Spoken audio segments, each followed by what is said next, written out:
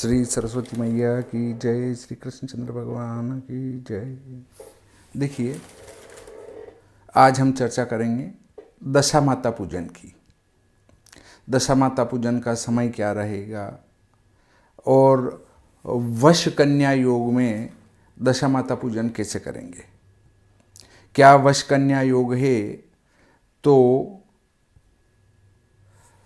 दशा माता का पूजन एक दिन पहले कर लेना चाहिए, इस पर विस्तार से चर्चा करेंगे। आप यदि मेरे से कोई सलाह लेने पधारते हैं तो मेरे सामने वाले और पड़ोस वाले, इन दोनों घर के सामने और घर की सीध में गाड़ी खड़ी न करें। इनके घर की तरफ न देखें, इनके घर के सामने खड़े न रहें, इनके घर का फोटो न खींचे, आधे रोड से उधर जाके या इनके घर के सामने खड़े रहकर बीड़ी सिगरेट न पिएं, तम्बाकू न खाएं, गुटखा न खाएं। इन बातों का ध्यान रखें। आपको बैठना है, घर के अंदर प्रेम से बैठिए। 50 जने के बैठने की जगह है। घर के अंदर सब कुछ व्यवस्था है, पानी पीने की व्यवस्था है, बाथरूम की व्यवस्था है, बैठने की व्यवस्था है, पंखा चल रहा है। तो आप बाहर व्यर्थ में क्यों बैठते हैं? आराम से घर के अंदर बैठें और आप आपसी चर्चा भी कर सकते हैं। परंतु बाहर पीड़ा होती दूसरों को, तो ध्यान रखें उनकी पीड़ा का। अपने कारण किसी अन्य को पीड़ा ना हो, अगर होती है तो उसमें भी हम पाप के भागी बनते हैं। इसलिए दूसरे की पीड़ा का पूरा ध्यान रखें। देखिए, वश कन्या योग हैं तो हम दशा माता का पूजन कैसे करेंगे।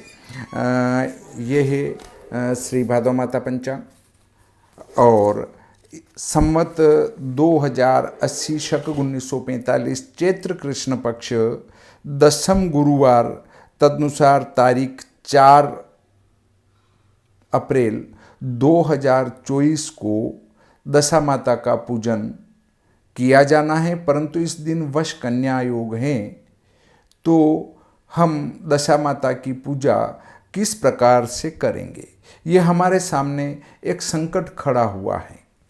तो देखिए, ये चर्चा ग्रामीण क्षेत्र में चलती है और ग्रामीण क्षेत्र में चलता है कि इस दिन तो वश कन्या योग है।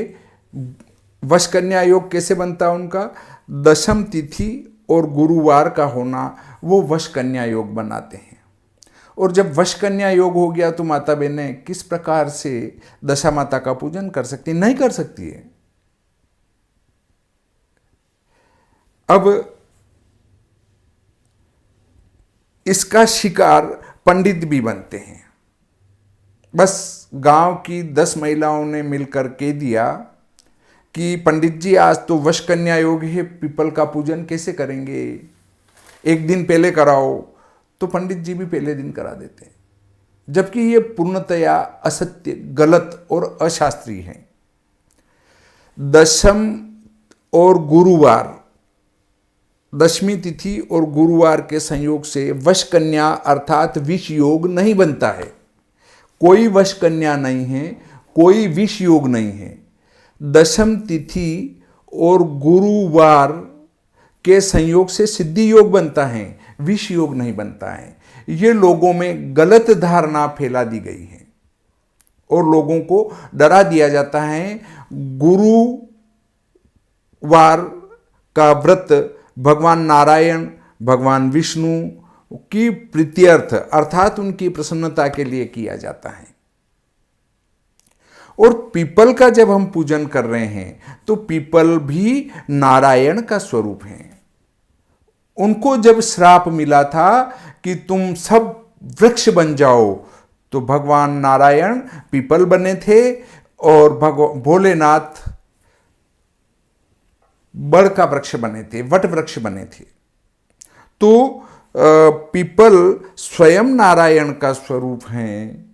और जब नारायण का व्रत गुरुवार और नारायण का वृक्ष पीपल, वो दोनों इस संयोग में पूजा करें तो बहुत ही शुभ योग बनता है, न कि वश कन्या योग बनता है। अतः किसी माता बहन के बहकावे में न आए और पंडित लोग दशम गुरुवार को ही पीपल का पूजन करवाएं, क्योंकि ये बहुत शुभ योग हैं, ये अशुभ योग नहीं है। यदि हम विप्र ब्राह्मण ही गांव के या कुछ शहरों में भी ऐसा होता है, तो शहर के या कुछ गांव के लोगों के कहने से वैसा करने लग गए तो फिर शास्त्र देखने की जरूरत क्या है। गांव की 5 महिलाओं 10 महिलाओं को इकट्ठा करो और पंचांग लिख डालो कि कौन सा व्रत किस दिन होगा। अब माता बहनों का क्या गणित है, जिस दिन होली जली उसके बाद दूसरे दिन से 7 दिन गिन लो और शीतला सप्तमी का पूजन कर लो, क्योंकि सप्तमी को अगर उनने पूजा करी, मान लो चतुर्दशी को होलिका का दहन होता है, फाल्गुन शुक्ल पक्ष चतुर्दशी को होलिका का दहन हुआ और पूर्णिमा से उनके दिन गिनती चालू, तो षष्ठी तिथि को उनके 7 लोटे पूरे हो रहे हैं, मतलब रोज 1 लोटा चढ़ाती हैं तो 7 लोटे पूरे हो रहे हैं। और सप्तमी को अगर उनने पूजन करी तो उनके 8 लोटे पूरे हो जाते हैं। 8 लोटे में पूजन कैसे करेंगे।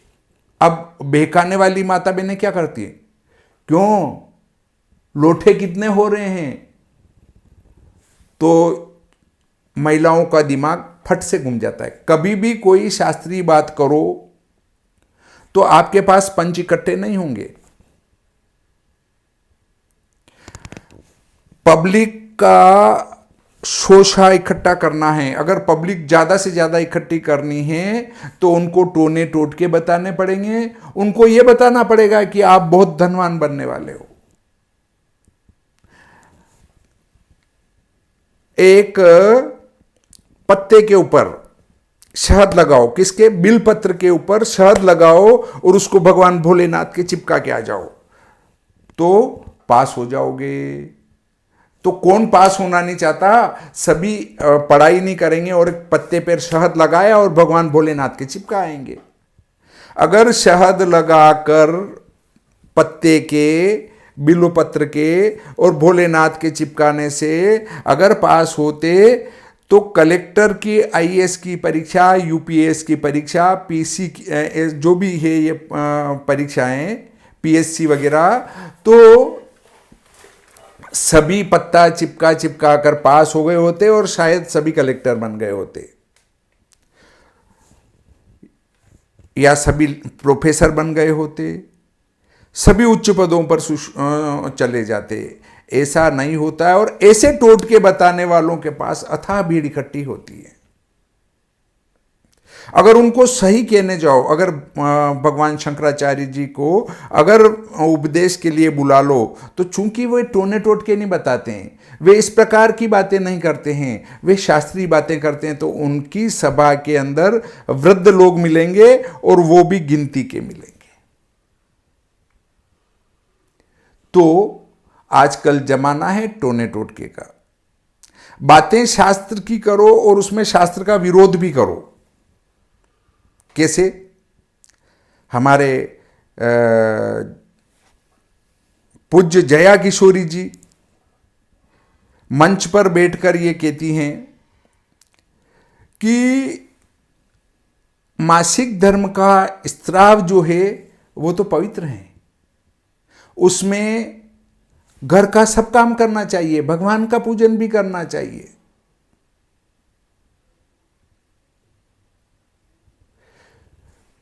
अगर वो अपवित्र होता, उनका तर्क क्या है, वो अपवित्र होता तो 9 महीने मासिक धर्म बंद रहता है जब वो गर्भवती होती है, तो वो वाला स्त्राव ही उस पुरुष के निर्माण में लगता है और उस पुरुष के निर्माण में वो वाला स्त्राव लगता है। तो अगर वो अपवित्र हुआ तो सारे स्त्री पुरुष अपवित्र हो गए, वो भी पूजा के लायक नहीं रहे। तो इस प्रकार के कुतर्कों से लोगों को भ्रमित किया जा सकता है और ऐसे स्थान पर ही लोग इकट्ठे होते हैं। अच्छी बात करो तो नहीं होते हैं। तो क्या बताऊं मैं आपको कि इन माताजी को ये भी पता नहीं है कि 9 महीने में जो स्त्राव बंद होता है उस ब्लड का उपयोग एक मानव के निर्माण में नहीं होता है। चूंकि अंडाणु का स्त्राव तो ही होगा, वो जो स्त्राव है उसमें अंडाणु रहते हैं, न कि खून रहता है। खून के साथ अंडाणु मिले होते हैं, और जो सामान्य हमारे यहां लग जाती है और उससे जो खून आता है उसमें अंडाणु नहीं होते हैं। और जब चूंकि एक अंडाणु पहले ही परिपक्व होने की तरफ है, अर्थात एक पुरुष बनने वाला है, तो अगले अंडाणुओं का स्त्राव वहां तक नहीं होगा जब तक संतान की उत्पत्ति न हो जाए। ऐसा नहीं है कि उस खून का उपयोग उसके निर्माण में बन रहा है। ये भ्रमित करने वाली बातें हैं, और अगर ऐसा नहीं है तो आप किसी लेबोरेटरी में जाकर इसकी जांच करवाएं कि जो माताजी कह रही है वो सत्य है या मैं कह रहा हूं वो सत्य है। विज्ञान भी इसको स्वीकार करता है कि ये स्त्राव इसलिए होता है, अंडाणुओं का स्त्राव है वो। दूसरी बात, एक संत भी कहते हैं जिनका नाम बहुत चलता है, वो कहते हैं कि मासिक धर्म के समय भी हमारे भगवान कृष्ण का और राधा रानी जी का जप कर सकते हैं, पूजा पाठ कर सकती हैं माता बहनें, इसमें कोई दोष नहीं है।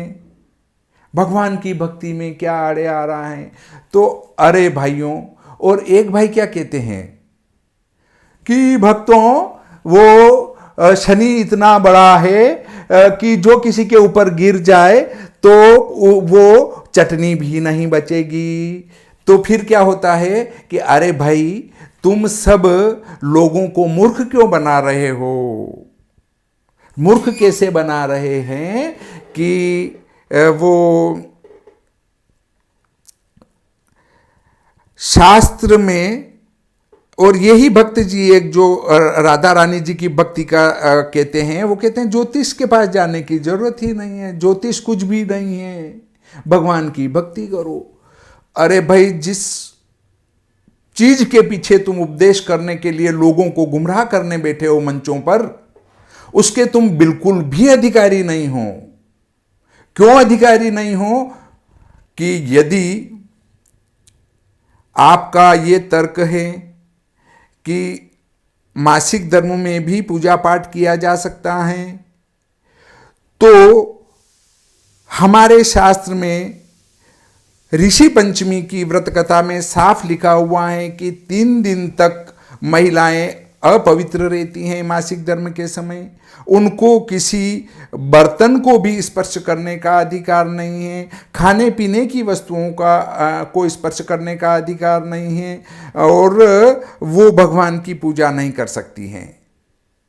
ये कथा पुराण से ली गई है। अगर ये बात गलत है जो शास्त्र में लिखी, तो वो जिस पुराण से वो कथा ली गई है वो पुराण भी गलत हैं। और जब एक पुराण गलत है, वो लिखा गया किसके द्वारा? वेद व्यास जी के द्वारा।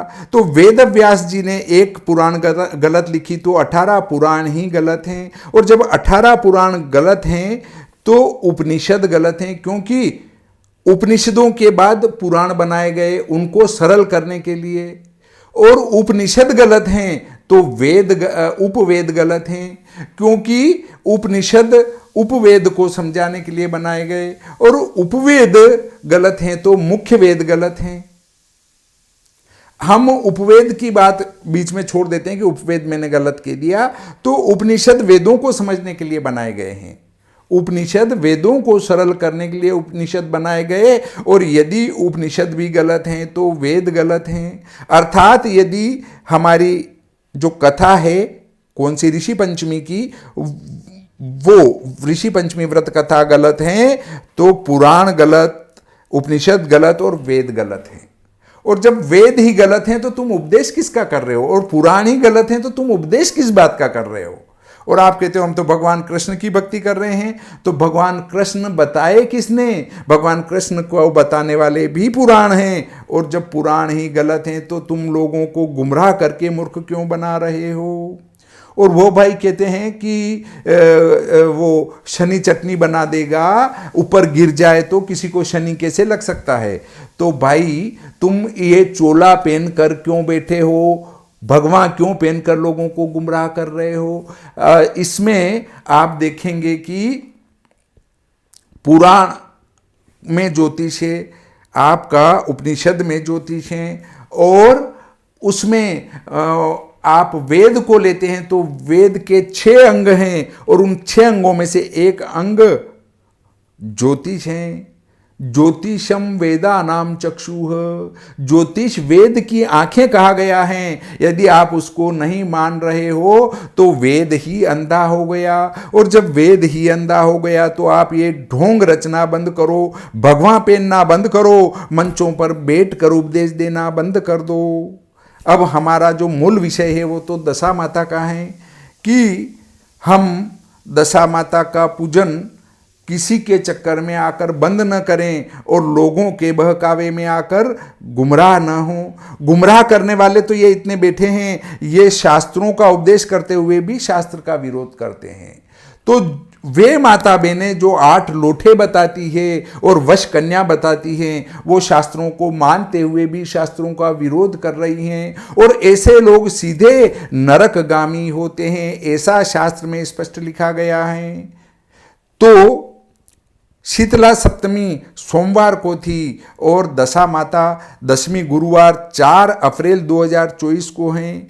इस दिन प्रातः काल 6:23 से 7:58 तक शुभ समय है। दिन में 12:10 से 1:30 बजे तक शुभ समय है, और 1:30 बजे से 3 बजे तक राहु काल रहेगा, उस समय पूजन न करें। फिर शाम को 5:11 से 6:44 तक का समय अच्छा है। अब देखिए, चूंकि इस दिन भद्रा भी रहेगी, भद्रा रहेगी तो वो रहेगी आपकी कितनी बजे तक, दिन में 4 बजकर, ये श्री भादव माता पंचांग से बता रहा हूं मैं कि भद्रा रहेगी दिन में 4:15 तक। तो सुबह से लगाकर दिन में 4:15 तक भद्रा काल को छोड़ दें, और भद्रा के बाद में 5:11 से 6:44 तक आप पीपल का पूजन करें शाम के समय, सूर्यास्त से पहले पहले। और अब अगला बिंदु ये आता है कि भद्रा का इतना कोई बड़ा दोष नहीं है, परंतु वे बेटियां जो पहली बार दशा माता का पूजन कर रही हैं, उनको पहली बार दशा लेने के लिए 5:15 बजे से 6:45 बजे तक का समय शुभ रहेगा। ये समय जो मैं बता रहा हूं, ये नीमच, मंदसौर, रतलाम, धार, झाबुआ, इधर हम चलें तो प्रतापगढ़, बांसवाड़ा, डूंगरपुर, उदयपुर, कपासन, भीलवाड़ा, चित्तौड़गढ़, बूंदी, कोटा, झालावाड़, झालरापाटन, आगर, इंदौर, उज्जैन, नागदा, इन जिलों और इन क्षेत्रों के लिए हैं। आप दूरस्थ स्थान पर रहते हैं तो इसमें 5-10 मिनट आगे पीछे हो सकते हैं, होंगे ही, हो सकते नहीं, होंगे ही। इस प्रकार आज का ये प्रकरण यहीं समाप्त करते हैं। श्री सरस्वती मैया की जय, श्री कृष्णचंद्र भगवान की जय।